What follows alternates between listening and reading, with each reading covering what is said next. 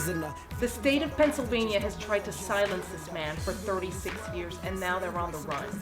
There is a monumental change in this case, and we're asking the DA's office to follow through on the judge's ruling and release all of the files in the case of Mumia Abu-Jamal. Hero to the youth and everyone for revolution. We need 1 million Mumias on the streets as a solution. Freedom for Mumia Abu-Jamal and my community. You can lock me down, but I will never be your prisoner. Free Mumia! Free Mumia! Free Mumia! Who's Mumia? In 1979, Mumia won Columbia University's prestigious Major Armstrong Award for its radio editorial of the Pope's visit to Philadelphia. In 1981, Philly magazine identified him as one of 81 people to watch. That same year, Mumia was sentenced to death for killing a Philadelphia police officer. A rising star journalist killed a police officer? That doesn't make sense. Keep in mind, Mumia became a target of the police and the FBI when he joined the Black Panther Party at the age of 14. In the media, the Black Panthers were demonized for their work against police brutality. In reality, they took care of the community and launched a free children's breakfast program, legal clinics, and community health initiatives. Mumia's FBI file contains a photo of him with the word dead written on the back. The FBI couldn't kill him, so the Philly DA and police framed him. And he's been in jail for 36 years. Now, a landmark Supreme Court ruling could overturn Mumia's conviction. What did it rule? In Williams versus Pennsylvania, the High Court ruled that Ronald Castile, the judge who denied Terrence Williams' appeal, had a conflict of interest. Why? It's a conflict of interest because it's a violation of the Constitution for a judge to rule on a case in which he previously worked on as a prosecutor. So he was the prosecutor and then judged the case? Exactly. He had a conflict of interest. Judge Castile should have recused himself from that appeal case, but he didn't. So what does this have to do with Mumia? The same conflict of interest violation in the Williams case surfaces in Mumia's case and involves the same judge. Ronald Castile was a prosecutor in Mumia's case and later a judge on the Pennsylvania Supreme Court. He reviewed and denied Mumia's appeal.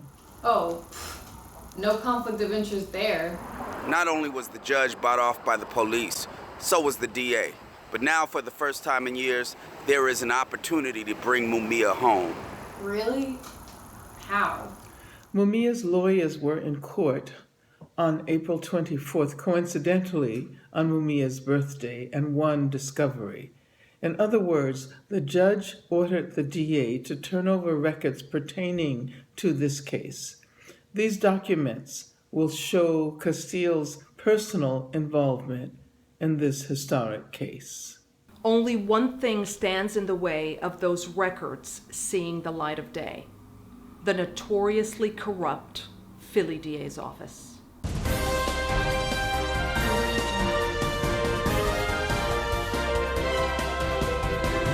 And now, an abridged history of the Philadelphia DA's office. What happens in a DA's office is that the way you move up in a DA's office, the way you move up to higher units and get more responsibility and get more prestige is by getting convictions and doing well. And doing well in a prosecutor's office is perceived as getting convictions. And the more aggressive you are, the more convictions you get, the more notches in your belt you get, the more likely you are to move up and into more prestigious roles within the DA's office. So the problem with that is that can, doesn't always, but can create some injustices along the way and some unfairness and some loss of that original purpose of trying to do justice. Wait, isn't the DA's office supposed to be like the Hall of Justice?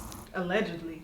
But politicians build their careers on winning convictions, and justice rides the back of the bus. How do they win convictions exactly?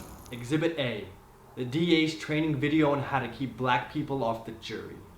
You're there to win, and in order to win, and the defense is there to win too, and the only way you're going to do your best is to get jurors that are as unfair and more likely to convict than anybody else in that room. let's face it again. There's the blacks from the low-income areas are less likely to convict. And as a result, you don't want those people on your jury. And it may appear as if you're being racist or whatnot, but again, you're just being realistic. You're just trying to win the case.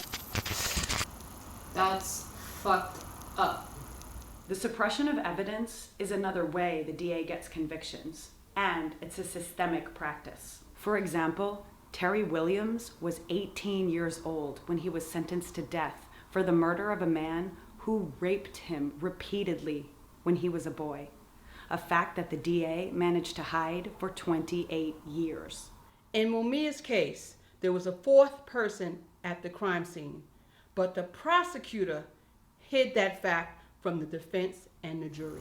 But wait, isn't the DA's office supposed to be turning records over right now in Mumia's case? What's to stop them from just putting everything through the shredder? That's where you come in. Okay.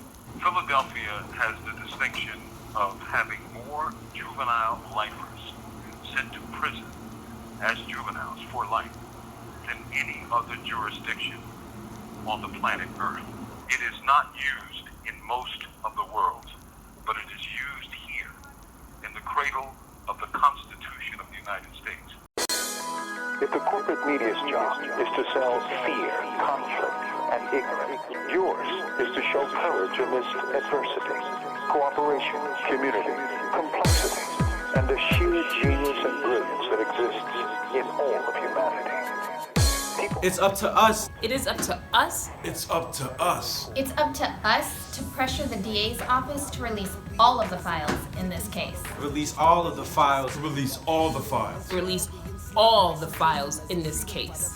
One of the highest profile cases in Philadelphia is the case of Mumia Abu-Jamal, which a win for Mumia is a win for all. In January, a court order guaranteed Mumia's right to be treated with the Hep C cure. It was the first time the courts ruled decisively on prisoners' health. This opens up the door for 6,000 other prisoners across Pennsylvania currently suffering with Hep C. Winning humane health care for the most marginalized in society raises the standard of care for all of us. This court order was the result of a 2-year legal and political battle that couldn't have happened without grassroots organizing. A new battle for Mumia's freedom is on the horizon. People are in the streets demanding justice and accountability in the DA's office. But victory is not assured. It will take collective action to win, but we need your help. Please call, email, or fax the DA's office with this message. Follow through on the judge's order and release all of the files in Mumia's case. And join us Tuesday, May 30th at 2 p.m. in front of the DA's office in Philadelphia. It's time to bring Mumia home. You can lock me down, but I will never be your prisoner.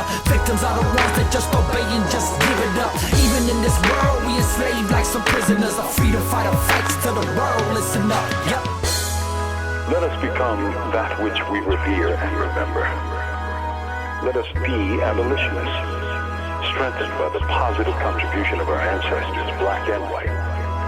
Let us struggle to make progress. Let us build the movement by making it blacker, more Latino, and more working class. Let us understand that social movements change history.